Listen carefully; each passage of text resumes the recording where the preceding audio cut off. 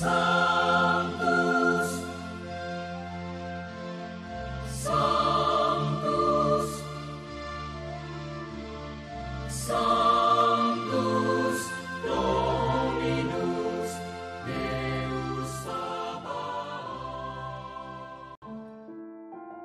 Bapak, Ibu, dan saudara-saudariku yang terkasih dalam Tuhan kita Yesus Kristus, salam sejahtera untuk kita semua. Berkat Allah yang Maha Kuasa senantiasa menyertai kita.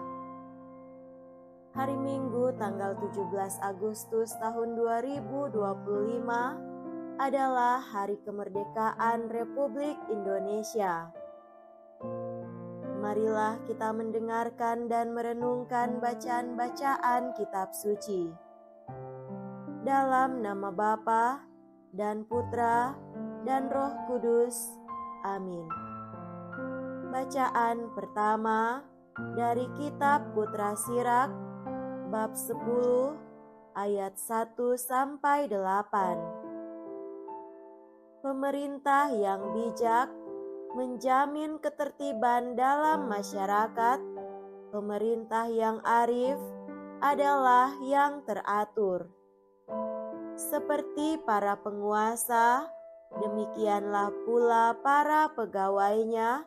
Seperti pemerintah kota, demikian pula semua penduduknya. Raja yang tidak terdidik membinasakan rakyatnya, tetapi sebuah kota sejahtera berkat kearifan para pembesarnya. Di dalam tangan Tuhan terletak kuasa atas bumi, dan pada waktunya Ia mengangkat orang yang serasi atasnya.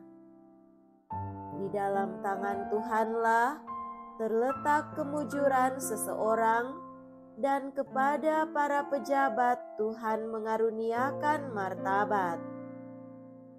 Janganlah pernah menaruh benci kepada sesamamu, apapun juga kesalahannya, dan jangan berbuat apa-apa terpengaruh oleh nafsu. Kecongkakan dibenci oleh Tuhan maupun manusia, dan bagi kedua-duanya kelaliman adalah salah. Pemerintah beralih dari bangsa yang satu kepada bangsa yang lain akibat kelaliman, kekerasan, dan uang. Demikianlah sabda Tuhan. Syukur kepada Allah. Bacaan kedua dari surat pertama Rasul Petrus, bab 2, ayat 13 sampai 17. Saudara-saudaraku yang terkasih, demi Allah, tunduklah kepada semua lembaga manusia, baik kepada raja sebagai pemegang kekuasaan tertinggi, maupun kepada wali-wali yang ditetapkannya untuk menghukum orang-orang yang berbuat jahat dan untuk mengganjar orang-orang yang berbuat baik. Sebab inilah kehendak Allah, yaitu supaya dengan berbuat baik, kamu membungkamkan kepicikan orang-orang bodoh. Hiduplah sebagai orang-orang merdeka, bukan seperti mereka yang menyalahgunakan kemerdekaan itu untuk menyelubungi kejahatan-kejahatan mereka, tetapi hiduplah sebagai hamba-hamba Allah. Hormatilah semua orang, kasihilah saudara-saudaramu, takutlah akan Allah, hormatilah raja. Demikianlah sabda Tuhan. Syukur kepada Allah. Semoga Tuhan beserta kita sekarang dan selama-lamanya. Inilah Injil suci menurut Santo Matius. Dimuliakanlah Tuhan. Injil Matius bab 22 ayat 15 sampai 21. Sekali peristiwa, orang-orang Farisi berunding bagaimana mereka dapat menjerat Yesus dengan suatu pertanyaan. Mereka menyuruh murid-murid mereka bersama-sama para pendukung Herodias bertanya kepada Yesus, "Guru, kami tahu Engkau adalah seorang yang jujur dan dengan jujur mengajarkan jalan Allah, dan Engkau tidak takut kepada siapapun juga, sebab Engkau tidak mencari muka. Katakanlah kepada kami pendapat-Mu. Bolehkah membayar pajak kepada Kaisar atau tidak?" Tetapi Yesus mengetahui kejahatan hati mereka. Ia lalu berkata, "Mengapa kamu mencobai aku, hai orang-orang munafik? Tunjukkanlah kepadaku mata uang untuk pajak itu." Mereka membawa 1 dinar kepada Yesus. Yesus pun bertanya kepada mereka, "Gambar dan tulisan siapakah ini?" Jawab mereka, "Gambar dan tulisan Kaisar." Lalu kata Yesus kepada mereka, "Berikanlah kepada Kaisar apa yang wajib kamu berikan kepada Kaisar, dan kepada Allah apa yang wajib kamu berikan kepada Allah." Demikianlah sabda Tuhan. Terpujilah Kristus. Saudara-saudariku yang terkasih dalam Tuhan kita Yesus Kristus, tema renungan kita pada hari ini adalah dipanggil menjadi warga negara yang baik. Hari ini kita merayakan peringatan Hari Kemerdekaan negara kita, Republik Indonesia. Republik itu dari kata bahasa Latin res publica, yang secara harafiah artinya barang umum, maksudnya menjadi milik bersama. Kita bersyukur kepada Tuhan Allah yang Maha Kuasa yang memperkenankan kita hidup di negara Republik Indonesia.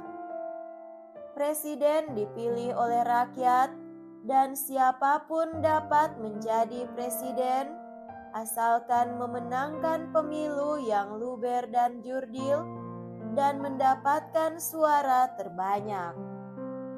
Itu artinya republik bukan negara kerajaan, bukan negara kekaisaran, bukan negara teokratis, melainkan negara sebagai milik bersama seluruh rakyat Indonesia. Kita sebagai orang-orang Katolik adalah bagian integral dari bangsa dan negara Indonesia sejak sebelum kemerdekaan, pada masa perjuangan kemerdekaan, dan pada saat merdeka. Maka kita juga mempunyai kewajiban untuk turut serta membangun bangsa dan negara Indonesia sesuai dengan peran kita masing-masing. Saudara terkasih, bacaan pertama dari kitab Putra Sirak dengan sangat indah menasehati para pemimpin dan rakyat untuk bersama-sama memikirkan kepentingan umum dan menjalankan perannya masing-masing. Pemerintah yang bijak mempertahankan ketertiban para rakyatnya, dan pemerintahan orang arif adalah teratur. Raja yang tidak terdidik membinasakan rakyatnya, tetapi sebuah kota sejahtera berkat kearifan para pembesarnya. Sungguh benar dan bijaksana nasihat dari putra Sirak itu, amat dalam maknanya, dan semua dapat memahaminya sebagai petunjuk yang benar. Hal yang sama dinasihatkan oleh Santo Petrus, tunduklah karena Allah kepada semua lembaga manusia, baik kepada raja sebagai pemegang kekuasaan yang tertinggi, maupun kepada wali-wali yang diutusnya untuk menghukum orang-orang jahat dan menghormati orang-orang yang berbuat baik. Santo Petrus bahkan menasihati kita semua untuk menjadi warga negara yang baik, bukan hanya atas nama hak dan kewajiban kita sebagai warga bangsa yang memang seharusnya demikian, melainkan dengan motivasi yang lebih mendalam, yaitu karena Allah. Menjadi warga negara yang baik adalah bagian dari penghayatan iman dan bagian dari ungkapan kepercayaan kita kepada Tuhan. Kita diwajibkan oleh iman kita untuk menghormati semua lembaga manusia, kata Santo Petrus. Ada banyak sekali lembaga manusia yang mengatur hidup kita. Mulai dari lembaga di tempat tinggal kita, RT dan RW, lingkungan, wilayah, desa, atau kelurahan dan semua tingkatan di atasnya. Lembaga tempat kita belajar yaitu sekolah-sekolah kita, mulai dari yang terendah sampai dengan yang paling tinggi. Lembaga tempat kita bekerja dalam bidang pekerjaan apapun juga. Itulah semua lembaga manusia yang harus kita hormati dan kita taati menurut Santo Petrus. Santo Petrus hidup pada masa kekuasaan Kekaisaran Romawi. Ketika ia tinggal di kota Roma dan memimpin umat sebagai uskup Roma atau paus yang pertama, ia hidup di dalam negara Kekaisaran Romawi. Ia menasihati semua umatnya untuk tunduk pada lembaga pemerintahan itu demi Allah sebagai warga masyarakat yang baik. Saudara-saudariku terkasih, nasihat yang indah, sangat seimbang dan sangat bijaksana diberikan oleh Tuhan Yesus sebagai jawaban atas pertanyaan jebakan dari orang-orang jahat yang mau menyudutkannya dengan pertanyaan buah si malakama. Kalau dijawab ya, salah, dan kalau dijawab tidak, juga salah. Tuhan Yesus tidak bisa dijebak oleh manusia-manusia berhati jahat yang penuh kebencian dan iri hati. Mereka benci dan iri hati kepada Yesus karena Yesus mempunyai sangat banyak pengikut, sedangkan mereka semakin ditinggalkan. Orang-orang Farisi itu semakin ditinggalkan oleh umat karena mereka mengajar tidak seperti Yesus mengajar. Umat mengalami bahwa Yesus mengajar dengan penuh kuasa dan wibawa karena Yesus melaksanakan apa yang Dia katakan. Sedangkan orang-orang Farisi hanya pandai mengajar tetapi tidak melaksanakannya. Terhadap pertanyaan Farisi itu, Tuhan Yesus menjawab, "Berikanlah kepada Kaisar apa yang menjadi hak Kaisar, dan kepada Allah apa yang menjadi hak Allah. Kaisar perlu diberikan apa yang menjadi haknya, presiden dan pemerintahan perlu diberikan apa yang menjadi hak mereka. Tetapi Allah juga punya hak yang harus diberikan oleh umat ciptaannya. Jawaban Tuhan Yesus itu mencengangkan dan mengejutkan orang Farisi. Mereka heran atas kebijaksanaan Yesus, namun mereka semakin membencinya karena tidak mampu menjebaknya. Saudara-saudariku terkasih, pada hari kemerdekaan negara kita ini, marilah kita doakan para pemimpin bangsa, mulai dari presiden, gubernur, bupati dan wali kota, camat sampai kepala desa. Semoga mereka semua diberikan kesehatan dan kebijaksanaan untuk memimpin rakyat dengan memikirkan bagaimana caranya membuat kebijakan yang mensejahterakan rakyat.